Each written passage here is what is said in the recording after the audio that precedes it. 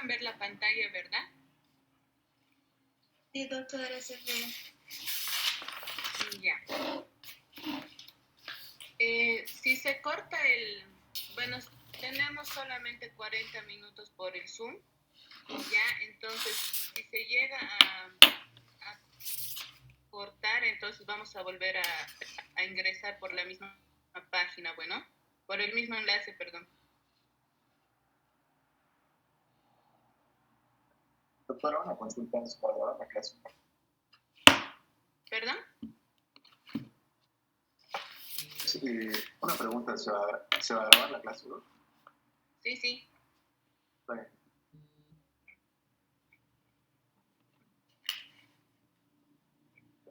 Bueno, habíamos visto en la anterior clase lo que es cómo vamos a actuar cuando vamos a tener un paciente con una infección entérica, que es otra causa de fiebre.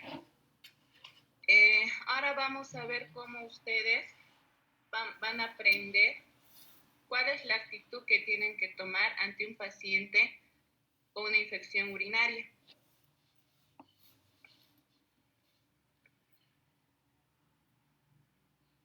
Bueno, las infecciones urinarias prácticamente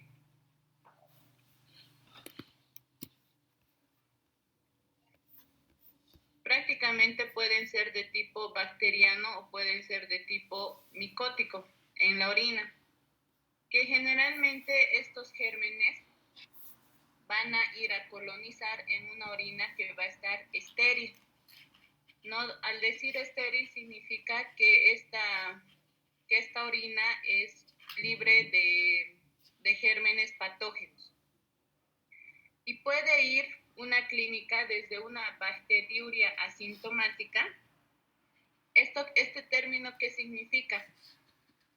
La bacteriuria asintomática significa que prácticamente puede ser más frecuente en la mujer o muy poco en el varón, que puede no tener ningún síntoma, ¿no? Pero le haces un examen general de orina y pues casualmente sale un infeccioso, ¿no?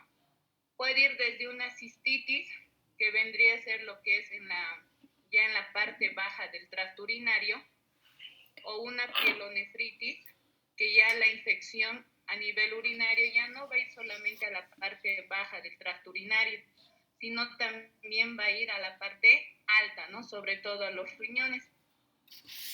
Y si nosotros no tratamos la infección, o el paciente se aguanta y se automedica y demás, obviamente este paciente va a llegar a un estado de sepsis que no queremos que todos lleguemos, ¿no? Que obviamente vamos a ver más adelante cuáles son los criterios de sepsis. Haciendo un poquito de historia, en el año 1950 se hizo un estudio, el estudio CAS, donde se ha visto en pacientes que tenían y no tenían colonización bacteriana en la orina. Y se ha visto que este estudio ha arrojado que había personas que tenían una bacteriuria significativa, o sea, con 10 a las 5 o más unidades formadoras de colonias en 2 muestras consecutivas, ¿no? De la orina, sobre todo en esa orina que se ha obtenido por el chorro medio. Ustedes saben que cuando nos piden un examen general de orina y la primera orina, generalmente nos dicen el chorro medio. ¿Esto qué significa? O la mitad de la misión. Significa que el primer chorro se desecha en el inodoro, luego ya en la parte media tenemos que recolectar la cantidad de orina que nos indican, que generalmente es entre unos 15 a 25 cc, y luego lo que queda todavía en la vejiga, pues esta orina se va a desechar igual en el inodoro. Entonces eso significa la orina de la mitad o el chorro medio que dice en laboratorio.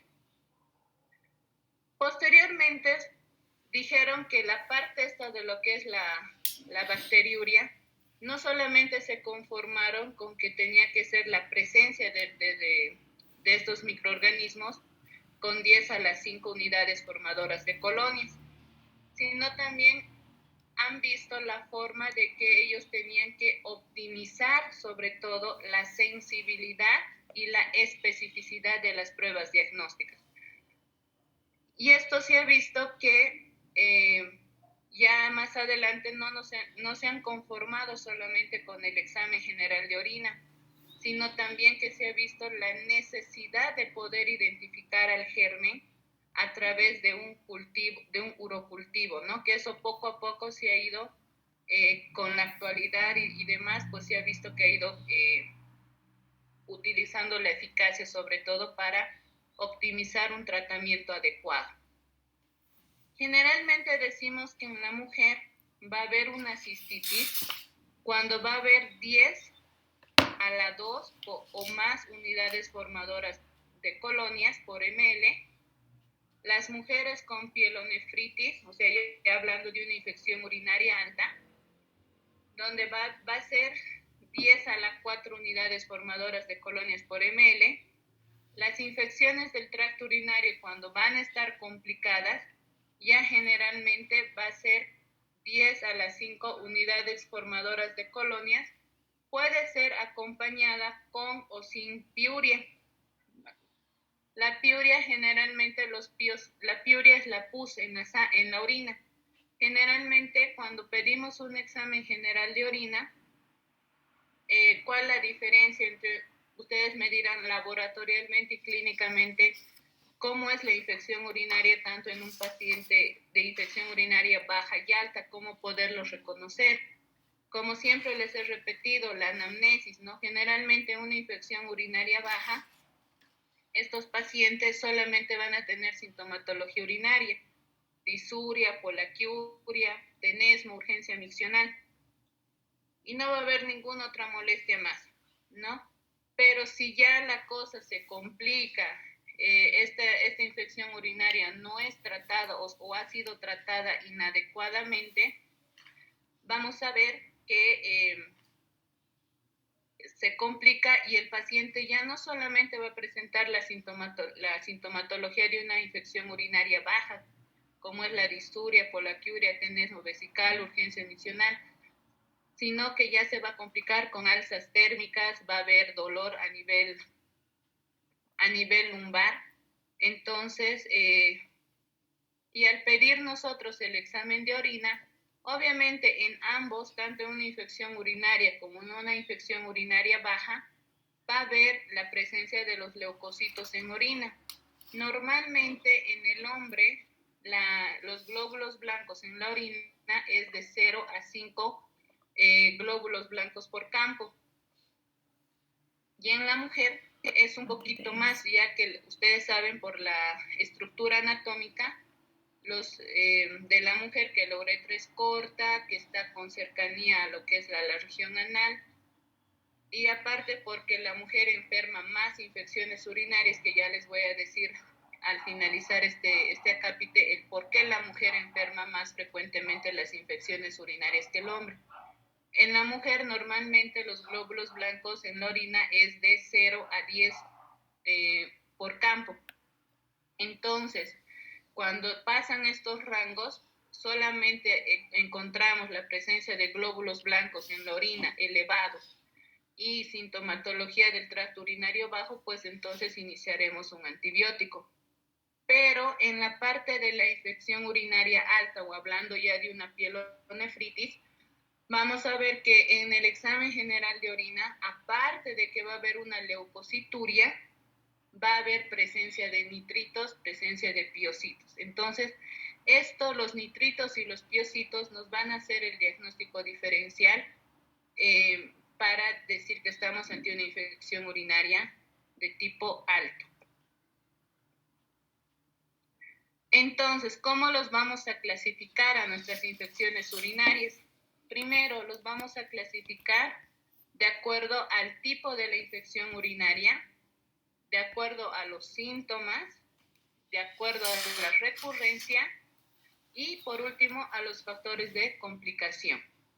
De acuerdo al tipo de infección urinaria, vamos a clasificarlas en baja y alta, ¿no? Como pueden ver, la cistitis, que sería las infecciones del tracto urinario bajo, las pielonefritis, que vendrían a ser la parte de las infecciones urinarias altas, donde ya va a haber compromiso a nivel renal, y las bacteriurias asintomáticas, o sea, esos pacientes que se van a hacer un examen general de orina, o sobre todo también en los diabéticos, ¿no? Los diabéticos, acuérdense que hay una alteración, hay un compromiso neurológico, que estos pacientes diabéticos pierden la sensibilidad al dolor. Entonces, estos pacientes también, los diabéticos, cursan con una bacteriuria asintomática. La segunda clasificación vendría a ser la parte de los síntomas.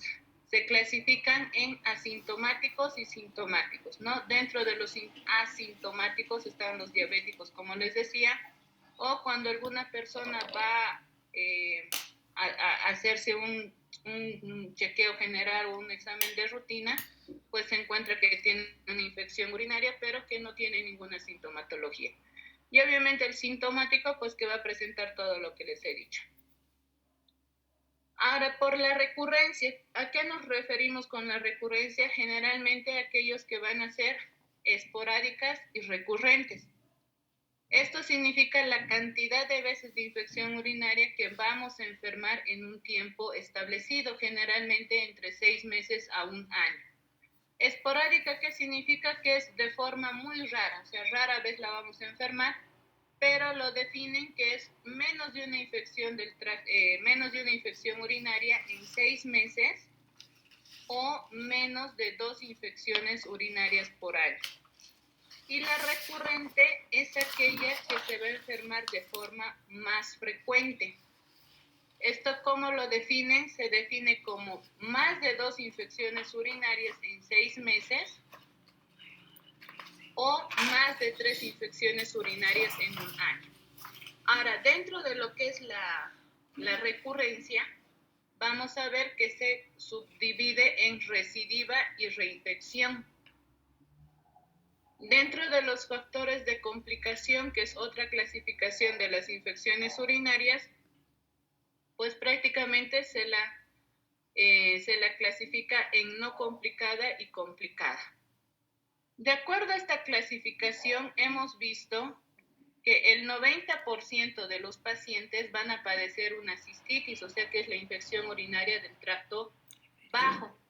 El 10% se va a complicar con una pielonefritis, el 75% viene a ser una infección esporádica, y un 25% vienen a ser recurrentes. Ahora, de acuerdo a la edad, sabemos que va a ir cambiando. Si bien en los niños, en la parte de la infancia, en edad pediátrica, las infecciones urinarias van a ser más frecuentes en los varones que en las mujeres. ¿Por qué? Porque aquí generalmente en los niños van a existir malformaciones uretrales, ¿no? Como las epispadias, las fimosis, etc.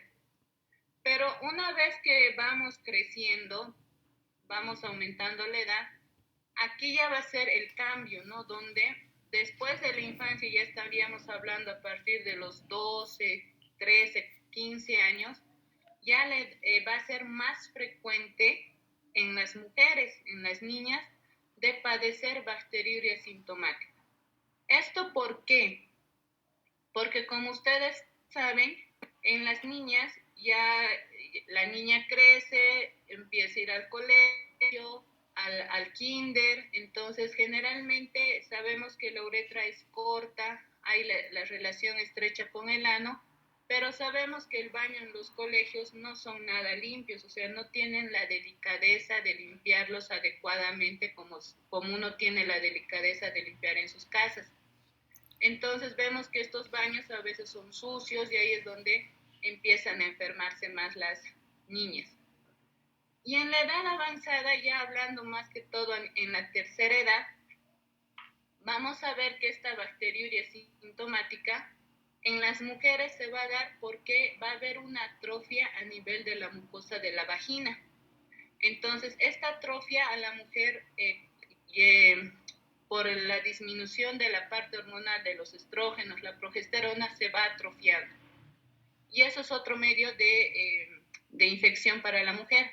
En cambio, en el hombre, evidentemente, sí también va a ser frecuente la infección urinaria, pero en estos varones hay que investigar la causa, si puede ser una hiperplasia prostática benigna o estamos ante un cáncer de próstata. Siempre cuando el hombre, ya hablando de los 40 años para arriba, el varón tiene que acudir al urólogo a hacerse su examen rutinario de próstata, ¿no? Porque a partir de los 40 años ya empiezan los problemas prostáticos, ¿no? Y ellos cada año tienen que hacerse su chequeo, ¿no? Porque imagínense que aparezca después con un SEA prostático, entonces eso ya es por descuido de cada uno, ¿no? También va a ser frecuente en aquellos pacientes que de tipo adquirida la infección urinaria, sobre todo en aquellos pacientes que van a ser portadores de sondas vesicales, ¿no? Sobre todo aquellos pacientes que por alguna razón o tienen alguna discapacidad para que ellos tendrían que usar sondas vesicales de forma continua o permanente. Hablando un poquito de lo que es la etiología, vamos a ver que generalmente los gérmenes que van a afectar sobre todo van a ser las bacterias gram negativas. Y si se fijan en la lista, el primero en encabezar todo esto es la Escherichia coli, ¿no? Que es nuestro germen más frecuente. Posteriormente le sigue la Klebsiella pneumoniae, que ya esto es por una reinfección. Después está el Enterobacter, los Proteus, la Morganella, la Serratia, la Cinetobacter baumannii, la Pseudomonas aeruginosa, y muchos de estos que están asociados ya, sobre todo la Pseudomonas y la Cinetobacter, son por infecciones intrahospitalarias. Pero no solamente las gram negativas nos van a causar infecciones del tracto urinario, sino también las infecciones mediadas por los gram positivos. Entre ellos el más frecuente, sobre todo en época de verano, porque se va a las playas, se va a las piscinas, está lo que es el Staphylococcus saprophyticus, ¿no? Después está lo que es el Staphylococcus aureus, que ya esto ya es el Staphylococcus aureus, si bien nos va a causar la parte de, no es un germen específico de la parte urinaria, es porque ha invadido la parte urinaria, ¿no? O sea, es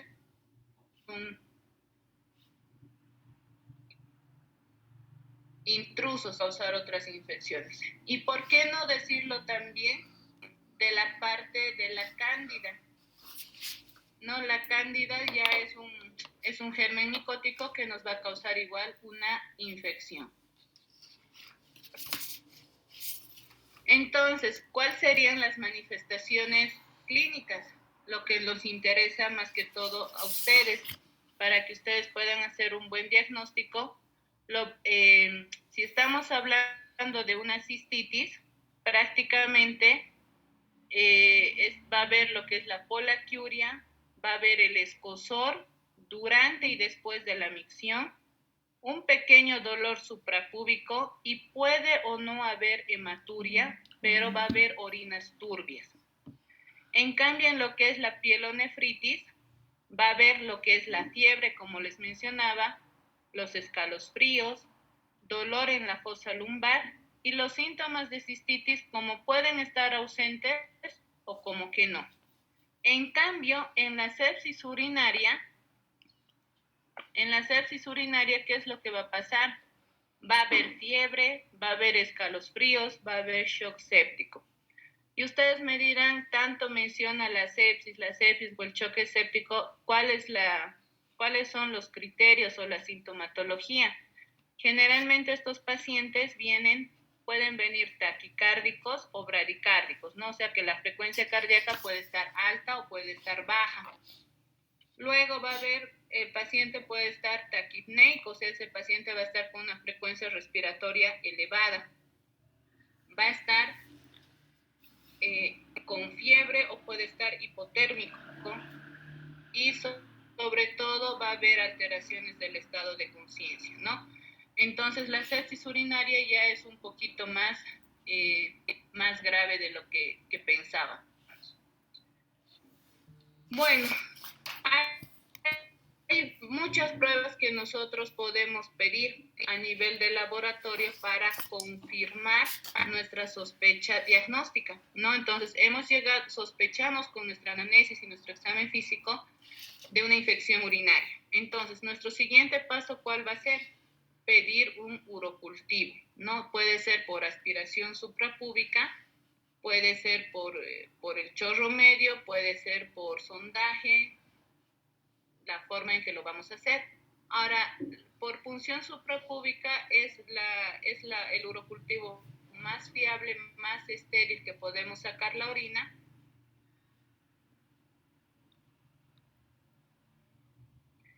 Y general en niños mayores y en los adultos. Generalmente ya en la parte de los adultos utilizamos lo que es la micción media, ¿no? Como les decía, hay que recoger una muestrita de orina de la parte de la mitad de la micción, ¿no? Pero esta técnica de la micción media nos va a ocasionar que puede haber contaminación, ¿no? Cuando encontramos más de 2 gérmenes en el cultivo de la orina, pues nos indica contaminación. La prueba de los nitritos, como les decía, también nos va a ayudar para la infección urinaria, pero sobre todo de tipo alto. Esto se lo hacen a través de unas tiras reactivas que nos va a demostrar la presencia de estos nitritos. Y en el examen de orina, pues prácticamente va a haber piuria y la cuantificación de los leucocitos. En los casos de pielonefritis y la sepsis urinaria, aparte de solicitar el urocultivo, también tenemos que pedir el hemocultivo. O sea, estos pacientes los tenemos que cultivar de todo lado.